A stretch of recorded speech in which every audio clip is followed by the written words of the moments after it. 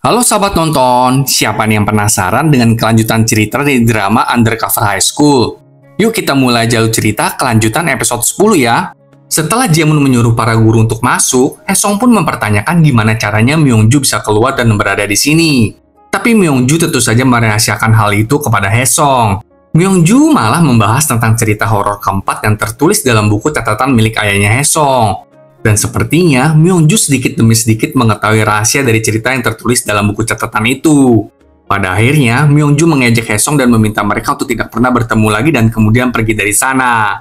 Suwa menghampiri kepala guru si Pak Baek dan komplain tentang Haesung yang dikeluarkan dari sekolah. Tapi ya mereka nggak bisa apa-apa juga kan, karena ini adalah perintah dari Myungju sebagai pimpinan sekolah. Suwa tetap bersikukuh melawan. Tapi pada akhirnya malah dibentak oleh Pak Baek dan disuruh untuk mengikuti perintah dari atasan. Di kelas, Haesung mulai membereskan semua barang-barangnya. Tapi kejadian ini membuat murid-murid yang lain juga bertanya-tanya apa sebenarnya kesalahan Haesung. Dan mereka semua berniat untuk berbicara dengan Myungju. Tapi Haesung melarang mereka dan kemudian pergi dari sana. Di kantor BIN, An Sok-ho menebak bahwa Direktur Kim lah yang membantu Myungju sehingga dia bisa bebas. Anggota tim yang lain juga jadi gusar, karena Haesung dikeluarkan dari sekolah, sehingga mereka tidak bisa melanjutkan misi mereka lagi. Tapi Haesung tidak menyerah dan menyarankan untuk mencari cara lain karena ini adalah misi terakhir ayahnya. An Sok-ho setuju dengan Haesung karena misi utamanya adalah untuk menemukan emas yang hilang, bukan untuk Haesung tetap bersekolah, dan menyarankan tim untuk menemukan cara yang lain. Tapi di tengah-tengah pembicaraan mereka, tiba-tiba terjadi penggeledahan yang dilakukan oleh tim internal BIN di kantor tim 4. An Sok-ho mencoba untuk menahan tindakan penggeledahan ini. Namun tiba-tiba ditemukan sejumlah uang yang dicurigai sebagai uang suap. Dan tim internal pun akhirnya membawa An Sok-ho untuk diperiksa. Setelah itu Haesung mendapatkan panggilan telepon dari seseorang. Ternyata itu adalah panggilan telepon dari Myungju. Myungju lah yang ternyata dalang dari semua tindakan penggeledahan yang terjadi ini. Dan menanyakan Haesung apakah Haesung suka dengan hadiah pemberian ini. Haesung tidak takut dengan hal ini. Tapi kemudian Myungju mengancam dengan menggunakan Suwa sebagai target berikutnya. Tindakan yang terjadi saat ini di timnya Haesung adalah sebuah contoh aja, dan meminta Haesung untuk tidak melakukan apapun. Haesung yang kebingungan akhirnya berakhir di kedai makanan, dan di sana dia bertemu dengan Suwa. Haesung kemudian menceritakan semua apa yang sedang terjadi, dan mengatakan bahwa Suwa akan menjadi target berikutnya, dan karena itulah Haesung ingin berhenti. Tapi Suwa memukulnya dan mengatakan untuk tidak menyerah karena takut. Suwa meyakinkan Haesung untuk tidak khawatir kepadanya, karena dia akan baik-baik saja, dan mengatakan bahwa dia akan terus membantu Haesung sampai akhir. Haesung menanyakan apakah Suwa tidak takut emangnya. Suwa mengatakan kalau dia takut, tapi dia tidak rela kalau Myungju yang akan mendapatkan semua emas itu, dan menghancurkan mimpi anak-anak. Hal itu membuat Haesung akhirnya tersenyum dan mereka pun bersulang. Di rumah, Haesung mendapatkan telepon dari An Sok-ho, yang menyatakan bahwa sekarang timnya dibubarkan. Haesung meminta maaf dan merasa bersalah karena ini semua terjadi karenanya. An Sok-ho meminta Haesung untuk tidak berkecil hati. Tapi yang membuat terkejut adalah, ternyata Haesung ingin melanjutkan misi ini, dan meminta bantuan An Sok-ho dan mengajak mereka semua untuk berkumpul besok. Hal ini membuat mereka semua bersemangat untuk melanjutkan misi. Di tempat lain, Myungju bertemu dengan Direktur Kim. Ternyata benar, Direktur Kim lah yang membantu Myungju keluar. Karena merasa besar kepala, Direktur Kim meminta Myungju untuk tunduk kepadanya. Tapi hal ini malah membuat Myungju menjadi jengkel dan menyuruh Jaemun untuk bertindak. Jaemun pun langsung mencekik lehernya Direktur Kim. Dan Myungju meminta Direktur Kim untuk tidak menentangnya, tidak membantah dan hanya menurut kepadanya. Direktur Kim yang terancam nyawanya pun pada akhirnya tidak bisa berkata apa-apa. Di rumah Haesung, para anggota BIN pun berkumpul. Dan di sana mereka membahas tentang buku tulis kumpulan OSIS yang diberikan oleh Suwa pas kemarin ketemuan di kedai makanan. Itu adalah buku yang dibuat oleh ayah Haesung saat masih menjadi penasihat OSIS. Haesung kemudian membacanya, dan menemukan ada satu cerita yang menarik di buku OSIS itu.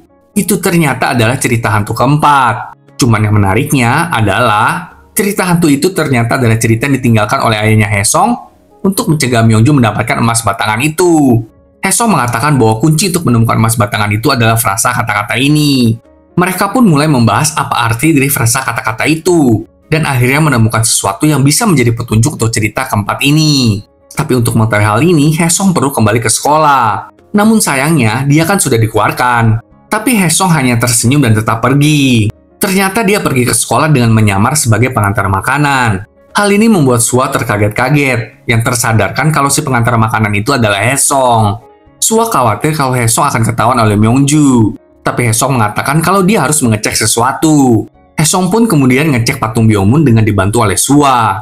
Dan pada akhirnya mereka berhasil menemukan sesuatu. Tapi sayangnya tiba-tiba Pak Baek datang sehingga rencana mereka pun gagal. Penyamaran Haesong hampir ketahuan, tapi untungnya dengan bantuan Sua, Haesong berhasil kabur dari sana. Saat sedang melakukan rapat, Myungju mendapatkan laporan dari ketua Baek. Kalau kemarin malam, Sua sedang berbicara diam-diam dengan seorang pengantar makanan di depan patung Byungmun. Hal ini tentu membuat Myungju penasaran dan mengecek kejadian itu lewat CCTV dan berhasil membongkar penyamarannya Haesong.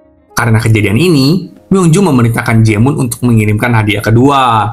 Keesokan harinya terjadi kehebohan di sekolah, di mana sebuah murid dan guru mendapatkan suatu pesan yang berisi tentang seorang guru yang memacari muridnya sendiri. Di pesan itu juga terdapat gambar di mana Sua dan Haesong sedang bertemu di kedai makanan. Myungju yang melihat ini pun tertawa seakan merasa rencananya berhasil. Di kelas saat Sua mengajar, para murid menanyakan tentang kebenaran dari rumor tersebut.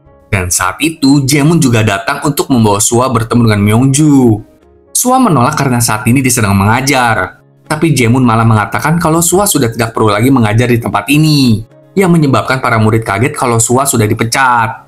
Namun secara tiba-tiba, Haesong muncul di dalam kelas dan menolong Sua yang kemudian membuat Jaemun pergi dari sana.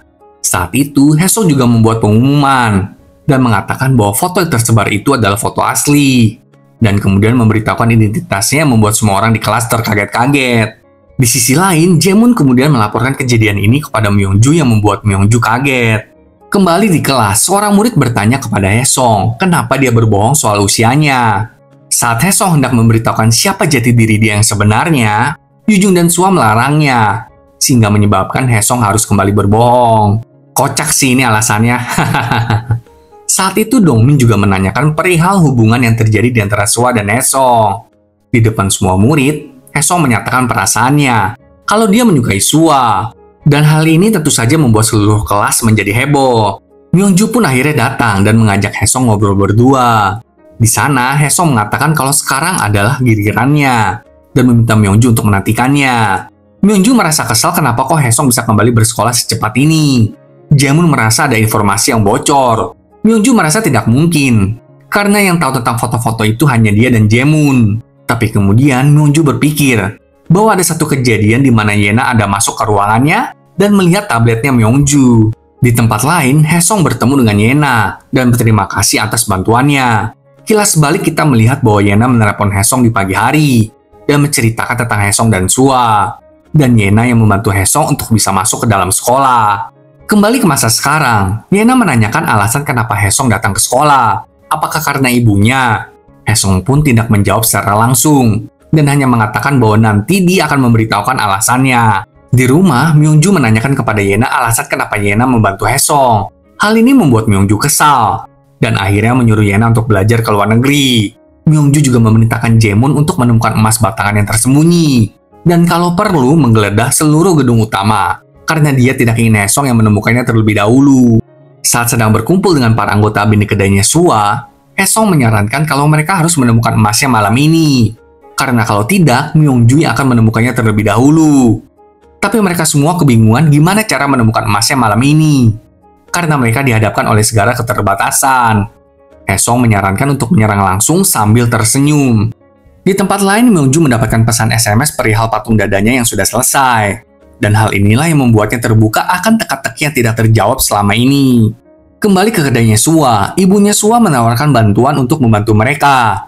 Dan terkuak sebuah fakta yang mengejutkan, bahwa selama ini ibu Sua adalah mantan kepala anggota geng. Waduh, syok sih ini, nggak nyangka banget ya.